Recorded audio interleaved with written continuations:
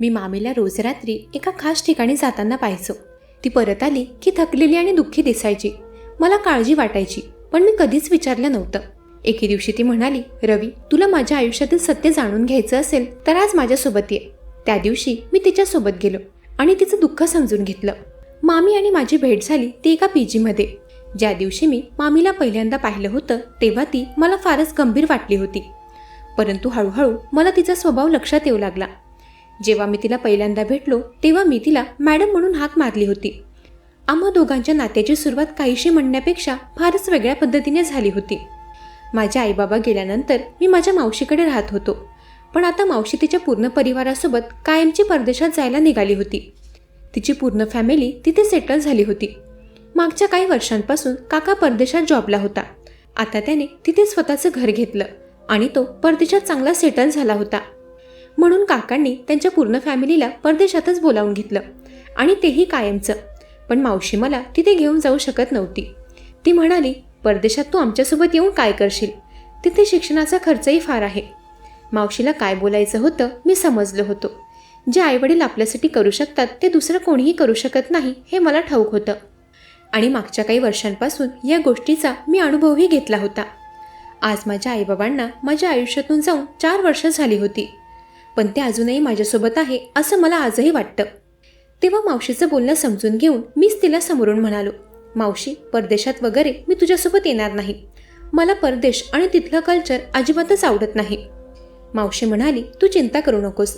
मी रोज तुला फोन करत जाईल आणि इथून जाण्यापूर्वी मी तुझी राहण्याची, शिक्षणाची सगळी काही व्यवस्था करून जाते.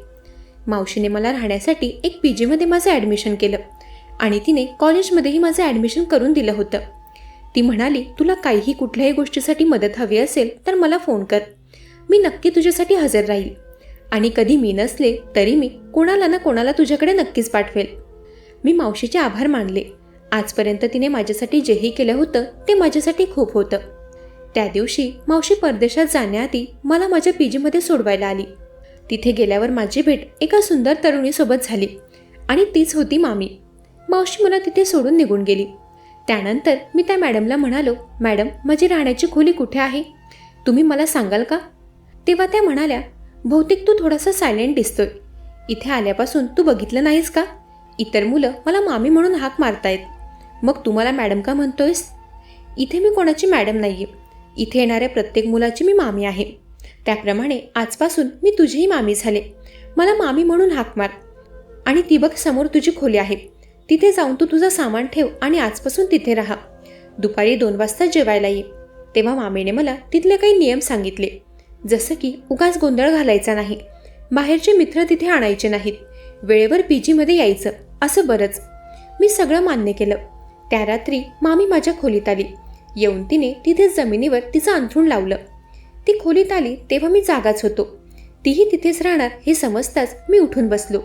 मी तिला विचारलं की तुम्ही इथे काय करत आहात? ही माझी सेपरेट खोली आहे. मला शेअरिंग नकोय. मला एकटं राहायला आवडतं.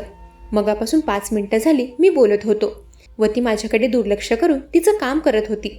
मग मी तिला म्हणालो, मामी, तुमची दादागिरी चालणार नाही. मी आत्ताच मावशीकडे तुमची तक्रार करतो. तेव्हा ती बोलली, म्हणाली, मी मगापासून तुझी बडबड ऐकते. तुझ्या बोलण्यावरून असं वाटतंय की तुझ्या मावशीने तुला काही गोष्टी सांगितल्या नाहीयेत. बरं, मी तुला आता सांगते. ऐक, माझं पीजी पूर्णपणे फुल होतं. तुझ्या मावशीने तुला इथे राहण्यासाठी माझ्याकडे रिक्वेस्ट केली आणि मला जास्त पैसे द्यायचंही म्हटली, पण मी जास्त पैसे घेतले नाही. तुमची गरज ओळखता मी तुला मदत केली आहे. ही खोली माझी आहे आणि मी तुला माझ्या खोलीमध्ये ॲडजस्ट केलं आहे आणि तेही जास्तीचे पैसे न घेता. खरं समजताच मी मामीची माफी मागितली आणि शांतपणे झोपी गेलो. दुसऱ्या दिवसापासून माझं कॉलेज सुरू झालं होतं. मी वेळेत उठून नाश्ता करून कॉलेजसाठी निघालो. असेच दिवस जाऊ लागले. बघता बघता महिना उलटला. लवकरच आमची ओरल सुरू होणार होती, म्हणून मी आता रोजच्या वेळेत न झोपता जागी राहू लागलो होतो. आणि तेव्हाच माझ्या नजरेत काही गोष्टी आल्या. त्या रात्री मी नुकताच अभ्यास करून पाठ टेकवली होती आणि तेवढ्यातच खोलीचा दरवाजा उघडला. तेव्हा रात्रीचे 1 वाजले होते. मी मामीला आत येताना पाहिलं.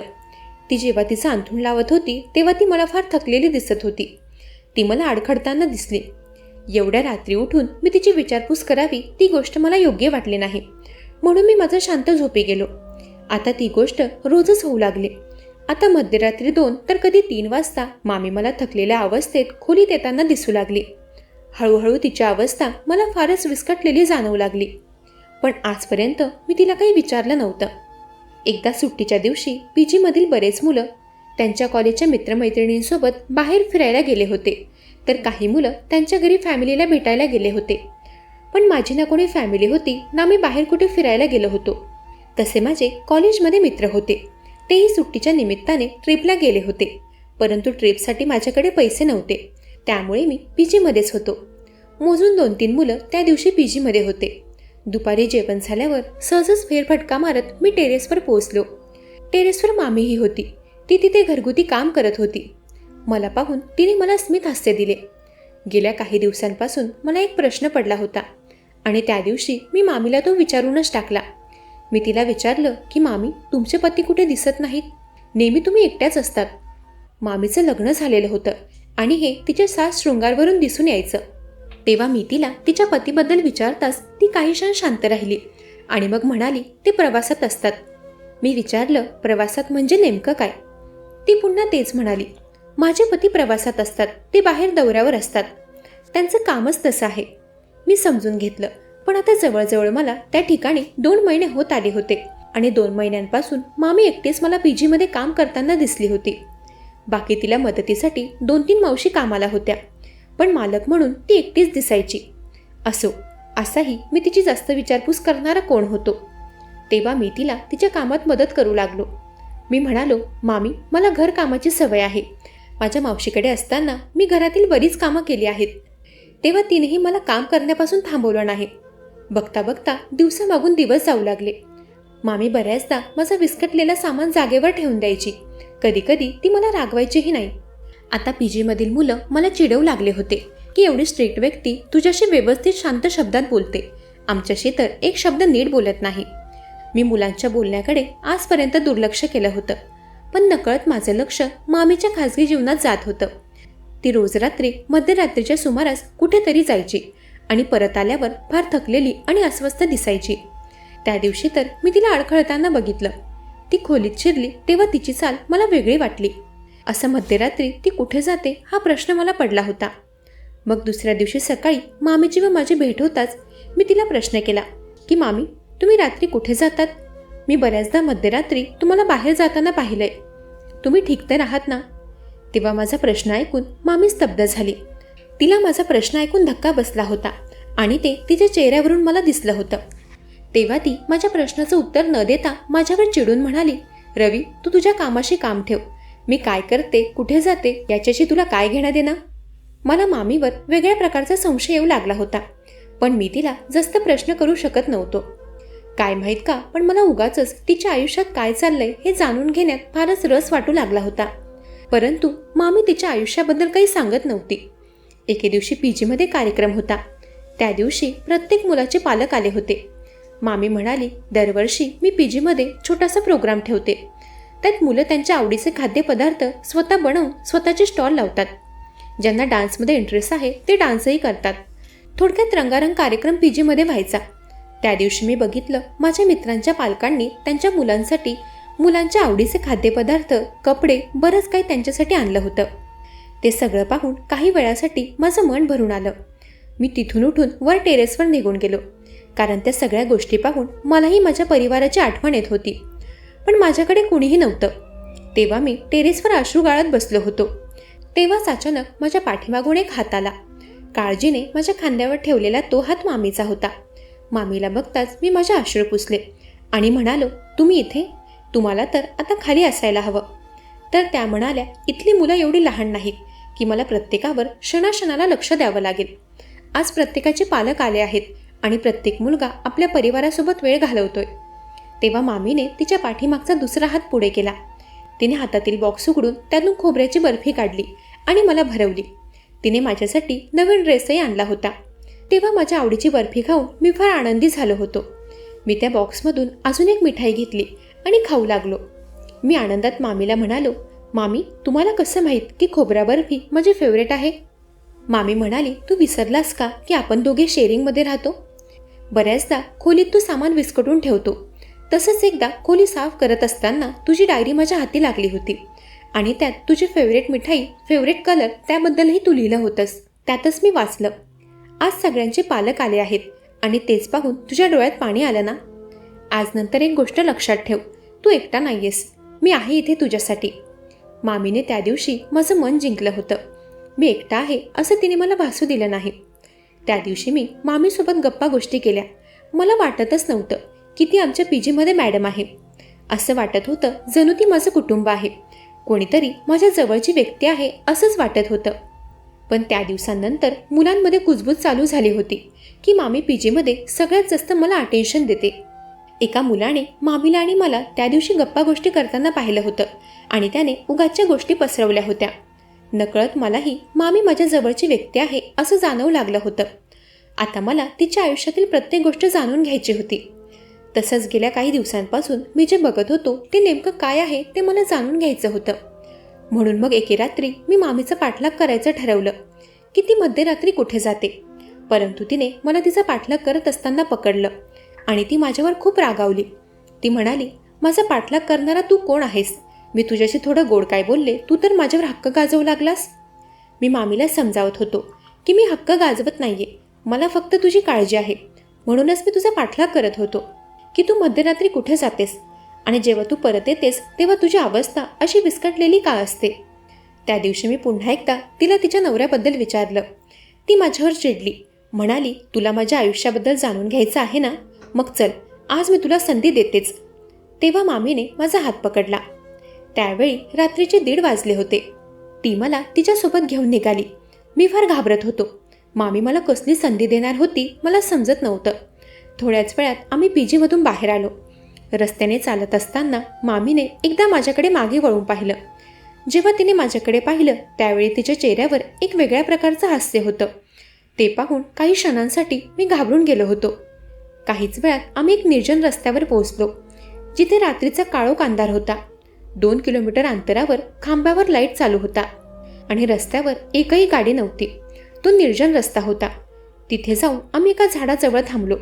तिथे एक दगड होता. मामी तिथे बसून जोराने रडू लागली. तिला रडताना पाहून माझं मन तुटत होतं. मी तिला थांबवलं. म्हणालो, मामी तू हे काय करतेस? तर ती म्हणाली, मी प्रायश्चित करते. ती काय बोलत आहे ते मला समजत नव्हतं. मी तिला शांत केलं आणि विचारलं की मामी हे काय चाललंय, मला समजेल का काही? तेव्हा ती म्हणाली, रवी, 2 वर्षांपूर्वी ह्याच ठिकाणी मी माझं सर्वस्व गमावलंय.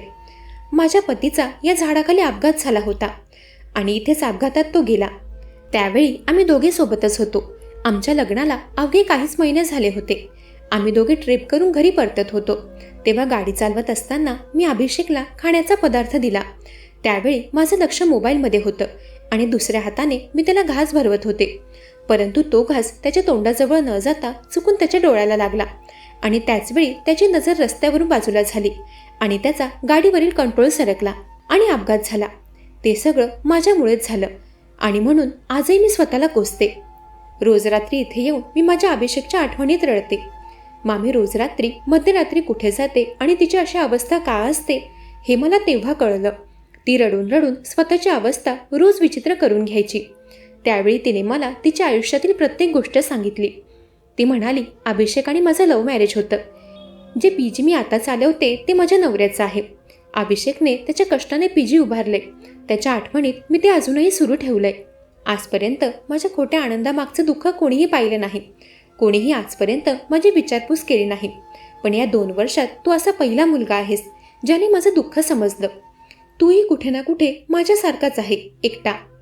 म्हणून नकळत मी तुझ्याशी इतर मुलांपेक्षा जास्त बोलते आणि आज माझ्या आयुष्यातील एवढी मोठी गोष्ट मी तुझ्याशीच पहिल्यांदा शेअर केली.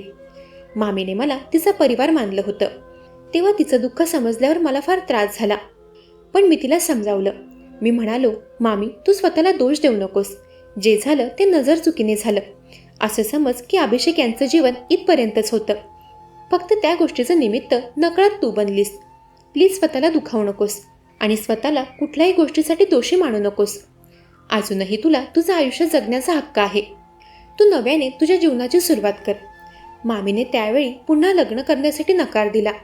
ती म्हणाली, मला इथून पुढे अभिषेकच्या आठवणीतच जगायचं आहे आज तुझ्यासोबत माझं दुःख शेअर करून मला फार बरं वाटतंय. असं वाटतंय माझ्या मनातील खूप मोठा भार हलका झाला.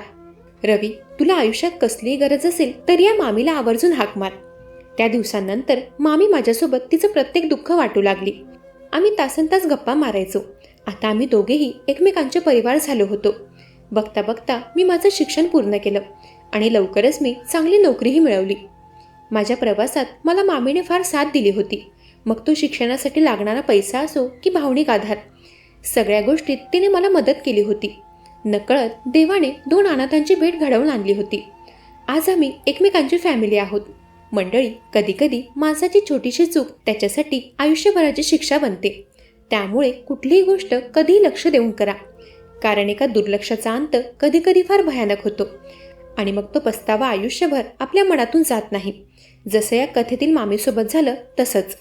वाहन चालवताना चालकासोबतच त्याच्यासोबत प्रवास करणाऱ्या व्यक्तीनेही चौकस नजर ठेवावी. माणसाचं जीवन खूप मौल्यवान आहे. काळजी घ्या आणि सतर्क रहा.